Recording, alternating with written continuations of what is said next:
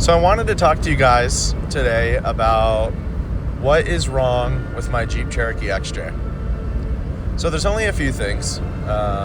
For one, I don't know if you have been able to hear it, but the squirrel cage on my blower motor needs replaced. And because of the resistance that has caused in the system, I need a new blower motor resistor. And I need to run the air on full volume, because that bypasses the resistor, but unfortunately it also means a little bit of air is always blowing through the vents even when it's off. The other thing that's wrong with my Jeep is it needs a new headliner. I looked back through, and I guess I haven't actually ever shown it, but it is a little saggy. I'm avoiding it until summer just because of winter, but it's just a cosmetic thing. I will say that the Jeep is my only car, and pretty much has been for, a year and 3 months almost exactly. I had a second car briefly, a Toyota Camry, that I made a few videos on. But that ended up being a flip. I made double profit on it. So back to this being the only car, and it's been completely reliable. The other things that need, I guess, attention is the weather stripping around the Jeep. So there is an excessive amount of wind noise and draft that comes through the doors. The back hatch panel has become a little disconnected from the hatch itself. And the third brake light section is not necessarily broken off, but it's almost there, so it's currently duct taped to the window. It works fine, the light works, but I need to get a new back panel or JB weld it. I'm sure, as you guys have seen in my videos, some cosmetic imperfections are the hood, the roof, and the back hatch. The flame red clear coat on these Jeeps and other Chrysler products at the time always faded. I had a Dakota also briefly as a second car. I forgot about that, but its paint was faded and it was the exact same color. I just never got around to making a video. The wheels need painted. Ideally, I'd like to put on the original paint color onto those wheels and really just make it a stock XJ again, instead of the crappy powder coating that the previous owner put on. The dash bezel right here, I broke when I installed a CD radio when I first got the Jeep. Unfortunately, at that top corner, so it's not perfectly sealed.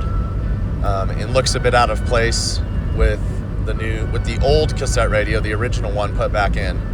I wasn't a big fan of the CD radio and the Bluetooth and stuff. I prefer cassettes and the actual radio, and also the original look and the original tactile feel and the dials that are perfect. And so I put that back in, but the dash bezel is broken.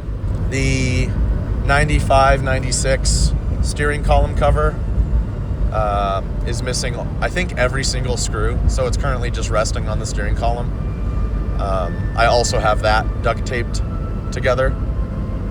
Not necessarily crucial, but it is something I'm going to get around to.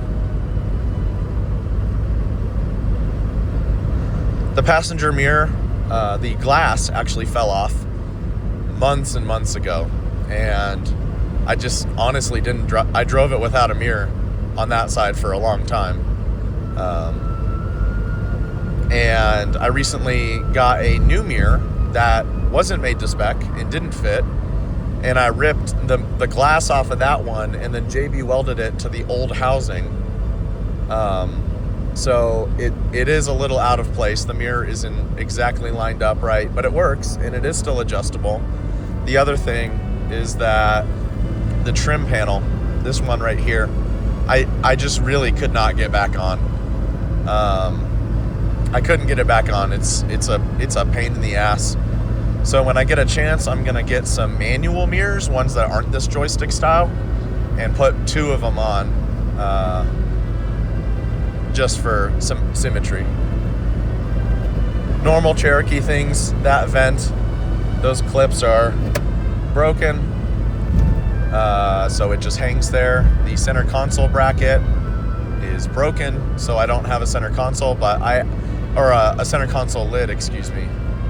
However, I wouldn't want it even if it wasn't broken, because I constantly put drinks and stuff in my center console, big bottles of water. You know, I do live in Colorado. I gotta bring that liter of water with me. The ball joints are getting a little worn out. The previous owner, man, there's some serious wind going on. The previous owner put on rough country ball joints, which I don't know why you would ever do that. No wonder they're worn out after only a year, but I need to replace those. And while I'm in there, I might as well do some other steering stuff.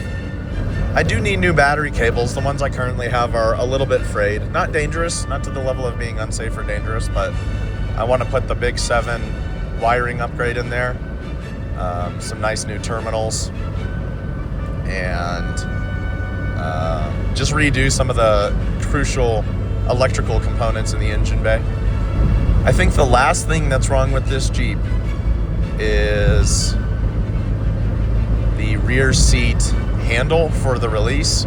The little plastic pull tabs that came off at one point in previous ownership, and it still works fine, the mechanism.